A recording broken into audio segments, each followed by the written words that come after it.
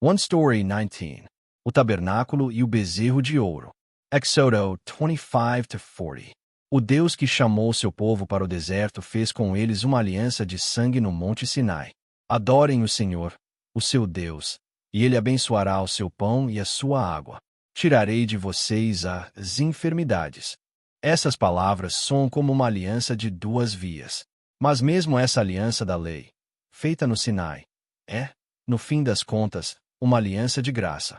Toda aliança que Deus faz com pessoas pecadoras é sempre uma aliança de graça. Através da aliança de sangue, é como se Deus estivesse declarando um noivado.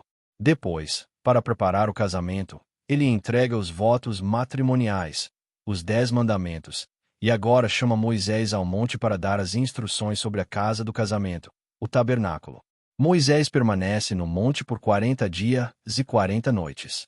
Instruções para o tabernáculo. Deus entrega a Moisés instruções detalhadas sobre a arca da aliança e a tampa da expiação, a mesa com os pães da presença, o candelabro com seus utensílios, o tabernáculo e suas cortinas, o altar dos holocaustos, o pátio do tabernáculo, as vestes sacerdotais, o peitoral do julgamento, as demais roupas dos sacerdotes, a consagração dos sacerdotes, o altar do incenso, a bacia para lavagem, o óleo sagrado da unção e o incenso sagrado. Recebam as ofertas daqueles cujo coração os impulsionar para construir o tabernáculo. Seriam necessários materiais: ouro, prata, bronze, fios de linho e lã, peles de animais, madeira de acácia, especiarias e pedras preciosas. O povo já possuía esses materiais. Alguns eram seus, outros foram recebidos dos egípcios durante o êxodo. Mas Deus deixa claro: recebam a oferta de todo aquele cujo coração o impulsionar a dar. Deus não estava pedindo os bens deles, mas o coração deles. Façam tudo conforme o modelo que eu mostrar. Pode parecer óbvio, mas precisa ser afirmado. O tabernáculo está sendo construído para Deus. É a habitação de Deus, o lugar de Deus. Isso significa que deve ser feito conforme o modelo que ele mostrar. Assim como Noé construiu a arca exatamente como Deus ordenou, tudo deve ser feito à maneira de Deus. Somente assim será verdadeiramente para Deus e pertencerá a Deus. Se construirmos segundo nossas próprias ideias e vontades, então pertencerá a nós, não a Deus. Devemos nos lembrar disso. O futuro templo, cada ministério de Jesus Cristo, tudo será feito segundo a vontade de Deus. Nós também fomos criados pela palavra de Deus, e devemos viver segundo a palavra de Deus. Ali me encontrarei com você e lhe darei as minhas ordens. Deus diz que se encontrará com o sumo sacerdote acima da tampa da expiação, colocada sobre a arca da aliança, no lugar santíssimo. E dali, dará suas ordens para o povo. Sem a tampa da expiação, ninguém poderia permanecer diante da arca. Então Deus coloca a tampa. Porque é através da expiação que ele se encontra com o seu povo.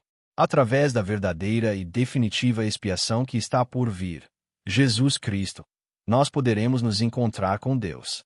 Todo esse sistema de expiação seguirá adiante, do tabernáculo ao templo, até a cruz de Jesus Cristo.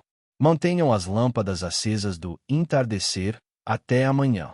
As lâmpadas deviam permanecer acesas do entardecer até amanhã, usando azeite puro de oliva prensado para a luz.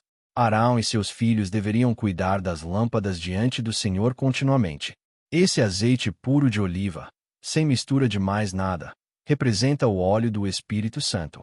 Arão e seus filhos eram sacerdotes imperfeitos, mas Jesus Cristo, nosso sumo sacerdote perfeito, estará conosco sempre, por meio do ministério do Espírito Santo, até o fim dos tempos. Eu sou o Senhor, o Deus deles. Deus ordenou que holocaustos fossem oferecidos todas as manhãs e todas as tardes no altar. Por meio dessas ofertas, Deus prometeu encontrar-se com o seu povo. E pela sua glória, a tenda do encontro se tornaria santa. Deus consagraria a tenda, o altar e os sacerdotes, para que pudessem cumprir seu serviço sacerdotal. E Deus disse: então habitarei no meio dos israelitas e serei o Deus deles. Eles saberão que eu sou o Senhor, o Deus deles, que os tirou do Egito para habitar entre eles. Eu sou o Senhor, o Deus deles. farão expiação por suas vidas.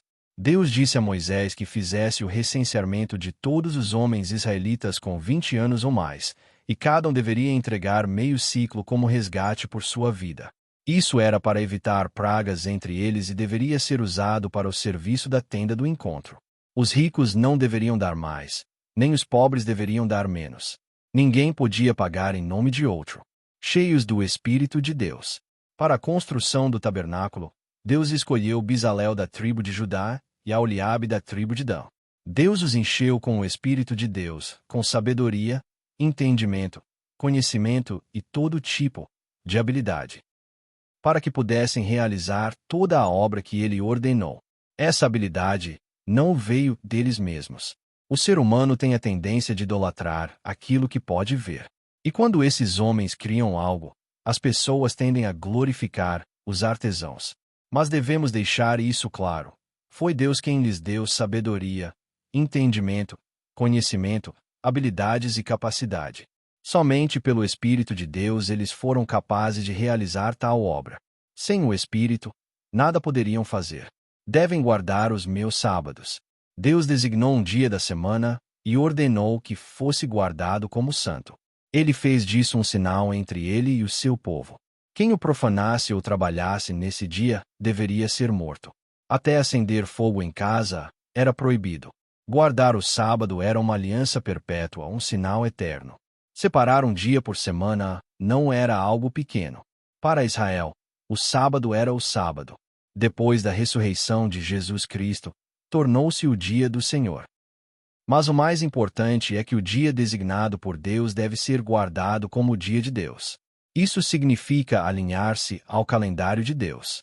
Não podemos simplesmente escolher o dia que nos convém e chamá-lo de sábado ou de dia do Senhor.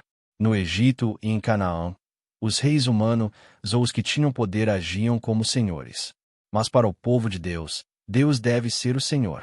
Não apenas o sábado, mas o ano sabático, os holocaustos, as festas designadas, tudo deve ser guardado conforme as instruções de Deus. Isso trata de uma mudança na nossa consciência, uma mudança na nossa vida e uma mudança nos nossos padrões de viver. Neste momento, Moisés está no Monte Sinai, recebendo instruções detalhadas de Deus sobre o tabernáculo. Mas lá embaixo, o povo está com Arão, Hur e os 70 anciãos.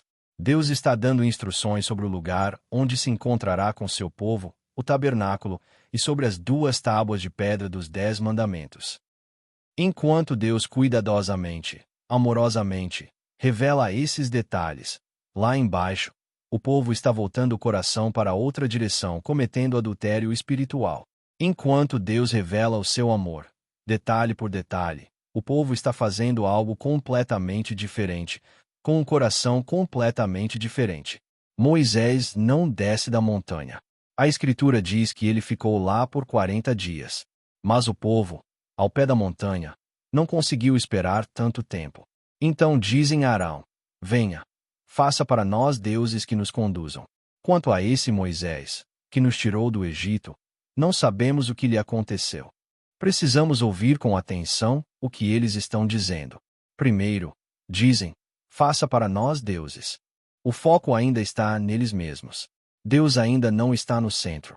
Tornar-se o povo de Deus por meio do Êxodo significava mudar o padrão de vida, do eu para Deus. Mas já sabemos, pelas histórias de Abraão e Jacó, que esse tipo de mudança não acontece de uma só vez. Mesmo agora, o povo de Israel pensa: se nos fizer felizes, se nos satisfizer, qualquer Deus serve. Depois, referem-se a Moisés como aquele homem que nos tirou do Egito. Esse é o segundo erro deles, e é tanto tolo quanto maligno. Por causa da natureza pecaminosa do ser humano, que constantemente busca algo visível para adorar, Deus nunca lhes deu uma imagem visível de si mesmo, nem sequer um nome que pudessem profanar. Já vimos que Bezalel e Aholiabe só eram sábios e habilidosos por causa do Espírito de Deus. Quando atravessaram o Mar Vermelho, Moisés levantou o cajado, mas foi Deus quem abriu o mar. Mas tudo que o povo viu foi o homem com o cajado. É isso que o pecado faz. Substitui a obra de Deus pelo que os olhos humanos podem ver. Arão e Miriam eram irmão e irmã de Moisés e líderes no Êxodo. Mas Arão continuava sendo Arão. E Miriam? Miriam. Arão ouve esse pedido absurdo e diz para tirarem os brincos de ouro das esposas e trazerem a ele. Então ele faz um bezerro de ouro e declara: Aí estão os seus deuses, ó Israel, que tiraram vocês do Egito. Por que um bezerro? Porque no Egito, um dos deuses mais poderosos era representado como um touro. E não só no Egito, mas em muitas nações agrícolas ao redor, touros ou bezerros eram adorados como ídolos. É por isso que Jeroboão também fez bezerros de ouro, colocando um em Betel e outro em Dan. O povo constrói um altar, no dia seguinte, oferece holocaustos e sacrifícios de comunhão. Comem, bebem, dancam e criam confusão. Mas foi exatamente isso que fizeram quando selaram a aliança de sangue com Deus. Ofereceram holocaustos e sacrifícios de comunhão, e os representantes comeram e beberam diante do Senhor. Assim é a maldade humana. Para o próprio benefício, são rápidos em substituir o Deus vivo por um bezerro de ouro. O mesmo ouro que Deus havia pedido para a construção do tabernáculo, eles usam primeiro para fazer um ídolo. Essa é a natureza humana. Ingratos é a palavra perfeita. E ainda assim, mesmo sabendo disso, Deus os chamou. Deus os amou. Esse amor vai além do que podemos entender. Moisés não sabe o que está acontecendo lá embaixo, mas Deus sabe. Deus lhe diz: eles se corromperam. Chama-o de povo obstinado e diz que os destruirá. Mas Moisés súplica ao Senhor, dizendo: lembra-te dos teus servos Abraão, Isaque e Israel, a quem juraste por ti mesmo. Tornarei os seus descendentes tão numerosos como as estrelas do céu, e lhes darei toda esta terra como herança eterna. Moisés se apega à aliança que Deus havia feito. E então, Deus desiste de destruí-los. Mas ele não ignora o pecado. Agirá segundo o princípio da justiça. Mas será que Deus não sabia que os israelitas se rebelariam logo após a aliança no Sinai? É claro que sabia, antes mesmo da criação do mundo. Por isso, na obra de Deus, a salvação vem antes da criação. Deus planejou o caminho da salvação e então criou. Mesmo antes de chamar o seu povo, a cruz de Jesus Cristo já estava presente no plano eterno de Deus. Sem Jesus Cristo, sem a cruz, não podemos compreender as Escrituras. Deus sabia, mas ainda assim os amou. Deus sabia, mas nunca causou o pecado deles. Ele lançou as tábuas das suas mãos e as quebrou. Moisés desce da montanha com Josué. Quando se aproximam do acampamento e veem o bezerro e as danças, Moisés se enfurece e lança as duas tábuas, quebrando-as ao pé da montanha. A Bíblia diz que Moisés enfureceu grandemente. Essa é a ira justa de Moisés. Sim, mas também um ato simbólico. Se as tábuas permanecessem intactas, o povo teria que morrer segundo a aliança nelas escrita. Por isso, ele as quebra. Moisés já sabia o que eles haviam feito, Deus lhe dissera. Mas agora ele vê com os próprios olhos. Moisés queima o bezerro de ouro, moe-o até virar pó, espalha-o sobre a água e faz o povo bebê-la. Depois, os levitas se juntam a ele e matam cerca de 3.000 homens. Depois disso, Moisés sobe novamente até o Senhor e ora. Ah, que grande pecado este povo cometeu! Fizeram para si deuses de ouro. Mas agora, perdoa o seu pecado, ou então, risca o meu nome do teu livro. Deus responde com firmeza: aquele que pecar contra mim, eu riscarei do meu livro. Agora vai, conduza o povo ao lugar que lhe falei. Meu anjo irá adiante de você. Mas no tempo certo, punirei o pecado deles. Não será imediato, mas Deus tratará disso do seu modo. Deus diz a Moisés que leve o povo à terra prometida a Abraão, Isaque e Jacó. Diz que enviará seu anjo adiante, expulsará as nações e os conduzirá a uma terra que mana leite e mel. Mas também diz: eu não irei com vocês, porque são um povo obstinado, e ele poderia destruí-los no caminho. Ao ouvir isso, o povo se entristece. Deus ordena que tirem seus enfeites porque ainda carregam o resíduo do Egito. Ainda estão apegados ao passado, ao que acham que os protege. Moisés vai até a tenda do encontro, fora do acampamento. Ainda não é o tabernáculo. E diz: se me vês com agrado, ensina-me os teus caminhos, para que eu te conheça e continue sendo aceito por ti. Lembra-te de que esta nação é o teu povo. E Deus responde: a minha presença irá com você. Moisés continua chamando esse povo rebelde de teu povo. Então, como entendemos essa mudança no coração de Deus? Isso é o zelo de Deus pela santidade do seu povo. Deus é onisciente e todo-poderoso. Ele sabe de tudo. Mas o que Deus sabe e o que ele deseja não são a mesma coisa. O que Deus deseja é que seu povo viva como seu povo. E ele sabia o que fariam. Mesmo assim, os escolheu. Mesmo assim, os chamou. Mesmo estando longe de viver como povo de Deus, ele ainda o chama de meu povo. Deus faz uma aliança com o povo mais uma vez. Se a primeira aliança no Monte Sinai foi feita antes do bezerro de ouro e antes de Moisés quebrar as primeiras tábuas, esta nova aliança vem depois de tudo isso. Deus declara sobre si mesmo: o Senhor, o Deus compassivo e misericordioso, paciente, cheio de amor e fidelidade, que mantém o seu amor por milhares, e perdoa a maldade, a rebelião e o pecado. Contudo, não deixa o culpado sem punição. Castiga os filhos e os netos pelo pecado dos pais até a terceira e quarta geração. Aqui, Deus fala claramente tanto do seu amor quanto da sua justiça. Então Moisés se curva rapidamente ao chão e súplica: se posso contar com teu favor, Senhor, então acompanha-nos. Mesmo sendo este um povo obstinado, perdoa a nossa maldade e o nosso pecado, e faze de nós a tua herança.